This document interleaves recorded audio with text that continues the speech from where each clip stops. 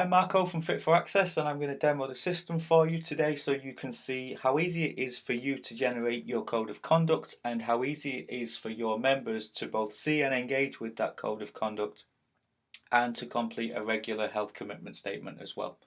So I've just created a new account. I've literally just joined up and this is the first screen you see. Thank you for joining. So what we're going to do is we're going to go straight in and generate our code of conduct. Now what we've done is we've built a system that makes it very easy for you to do this. It reduces the administration and it actually takes most of the thinking out of it as well. This system presents you with just a series of questions. I'm going to close all these up. I've sort of already pre-populated this so we can get through it quickly. When you log on for the first time, it will look like this. So you can see that there are categories for all the different areas of your facility. And basically you just need to, so these will be unticked when you first come on. Basically you just need to read these statements and decide whether you want to include them in your code of conduct, and if you do, just click them to highlight them. If we want to leave that one out, we can do, for example, and that won't come into our code.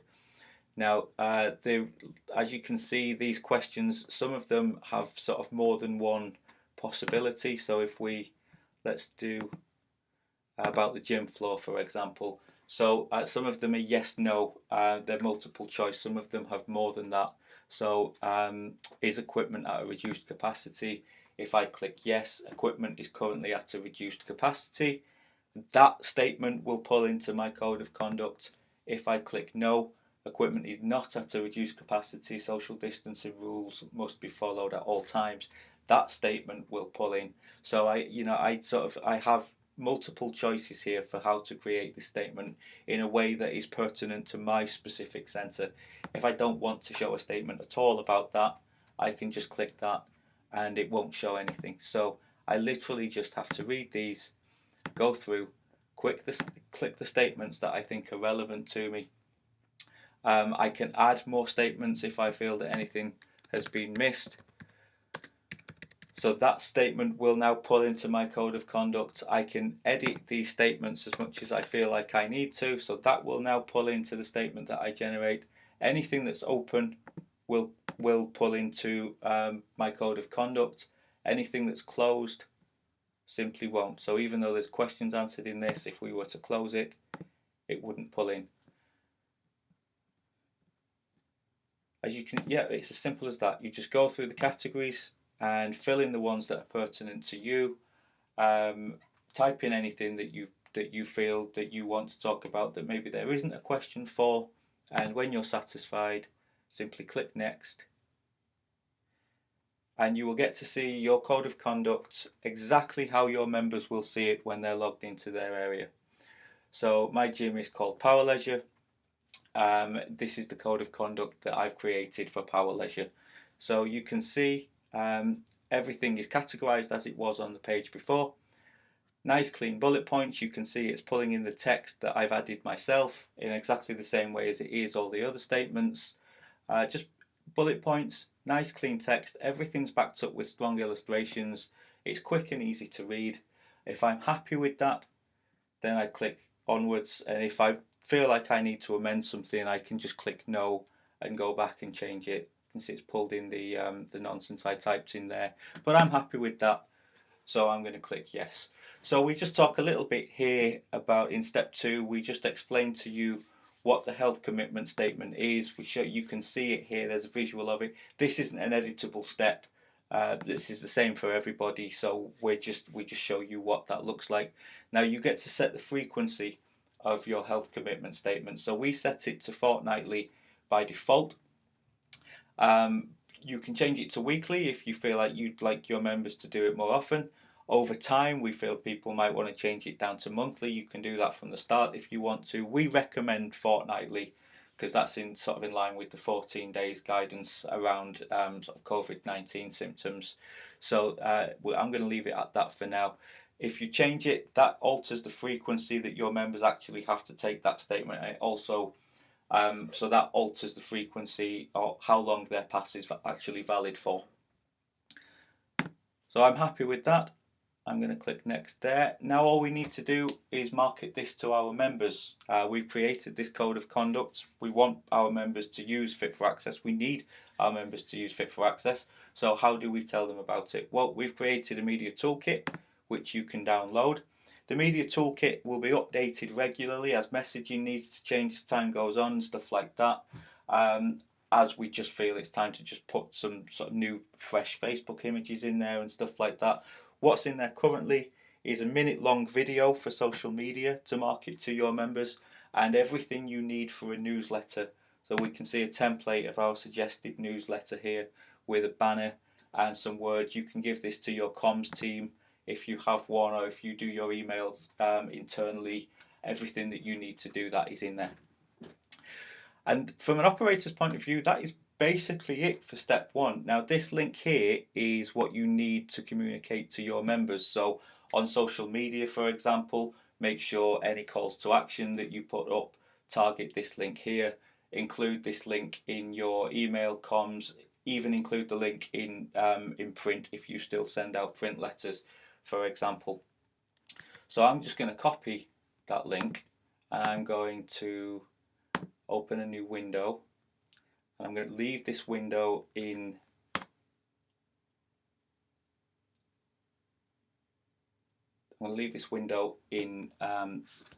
mobile view. And the reason I'm going to do that is because we feel that as members are going to be marketed to on social media and newsletters predominantly, probably upwards of 90% of all members will undertake this on their mobile. We imagine statistics suggest that, so it's a fair estimate. So from a member's point of view, creating this account is very simple. I just have to enter my name, enter my email address,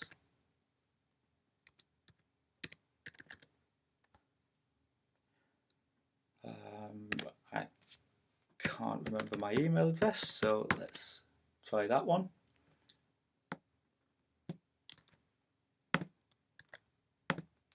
And create a password. I'm going to put anything in there for now.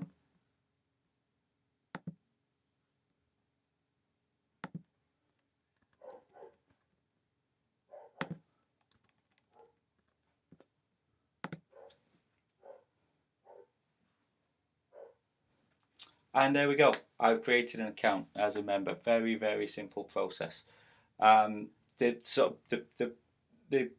first thing that we want the member to see is sort of a few words from us to explain to them why their club, why you are using Fit4Access, and what they need to do. We really sort of see Fit4Access as a global community of everybody trying to do the same thing. Members trying to have the confidence, giving members the confidence to come back to the facility, and giving you the confidence that the members inside your facility know what's expected of them and are effectively trying to help you stay open because the place is cleaner and running more effectively. So that's what these opening words cover off. Now if I click next, I go straight in to the code of conduct. This is the code of conduct that we've just generated on the operator side. So this member account is linked to that operator account. If we go down, you can see it's pulling in the same text there, and it's pulling in the same text there. So you can see again, you might have more categories than this, and it might be twice as long as this, but it's always backed up by nice strong illustrations. There's an illustration for every category in this. Everything's bullet pointed. It's nice and clean and simple to read, and your member can read that effectively in less than 3 minutes. Once they've done that, what we now need them to do is to answer a few simple questions to prove that they've read it. Now, they're all true or false questions. They've got to answer 3 right to move on. You can see my submit buttons currently grayed out, and all of these questions are put into a sort of question bank based on the statements that we generated on the operator side of things, and they're just randomly pulled in. So temperatures are being taken on arrival. Is that true or false? Well, I think I may have said true to that. So yeah, there we go, that's correct. Water fountains are not available on the gym floor. Please bring your own drink. I'm pretty sure I said false to that, so if we click on true, that's not quite right. Water fountains are available on the gym floor for limited use only. So it actually gives me the correct statement as well, and what it does is it pushes a new question in so that I've still got the opportunity to get 3 right. There we go. I got my 3 correct. So now I can submit my answers. And now I have to fill in my first health commitment statement. So my health commitment statement is just a very simple set of questions about symptoms that I may have displayed in the last 14 days. The correct answer to all of these questions is no. Now, this health commitment statement has been developed by UK Active, so it is an official thing where we have support from them. The answer to all of these questions, like I said, is no. I have to tick to say that that's true to the best of my knowledge, and on submitting my answer, I get my, come on, load in. I get my pass. There we go. This is what your Fit4Access pass looks like. This is what I have to show at the front desk whenever I visit my facility. You can see here that it's valid for the next 14 days. That is accurate. Today's the 17th of July, so this is valid for the next 14 days because that's what we set in our operator journey. We left it at the default fortnightly. It's got a unique code on it. If it does need to be cross-referenced, if the gym is suspicious that maybe I'm sort of just photoshopping these or something, it can be cross-referenced against this code. And that's what your pass looks like. I can save this to my phone. If I'm savvy enough to do that, we give instructions so people can do that. And the beauty of saving it to your phone as well is that it appears like an app on your phone, and because that's on a unique URL, every time I update my pass, it will just update in the same place. So that constant Fit4Access favicon on my phone's home screen, that just becomes the sort of constant home of my up-to-date pass. If my pass were to invalidate, if I forgot to renew it and I'd gone over and I clicked on that, I'd actually be taken straight to the health declaration statement as well. So that button on my phone now acts as like my sort of permanent reminder to do my pass or my actual pass. If I feel more comfortable just emailing it to myself, showing the pass with inside the email, or I can even print it out if I want to, I can do that. And from a member's perspective, that's really it. I can, I do have a support centre where I can come back and see my code of conduct if I want to, if I want to cross-reference something, if I actually feel like I need to sort of double check it to make sure what my facility is doing, I can do that. I can update my health declaration whenever I want. I can download my pass if I've lost it, and you see I'm prompted here. This will obviously change if I'm sort of due to expire. Now I'm just going to go back over to the operator side for a minute because we need to talk about what happens if a member turns up at the gym and they either A, haven't got a Fit4Access pass because they've left their phone at home, their phone's died or something, they just physically can't present it even though they have one, or maybe they haven't got one, maybe they're not on social media and they've missed any correspondence that you've sent to them, so they turn up at your gym and they don't know what Fit4Access is. Well, you have a list of people who've passed the test here. Now, so I've put my details in it twice here. You can see the email addresses are different. I've used the same name twice. So there's 3 people on my list. If you've got 1,000 members and they've all taken their pass, they've all taken their health commitment statement and passed it, then you'll have 1,000 people on this list. So if someone turns up and they just can't present their pass, as I said, their phone's died, then you can search for them here.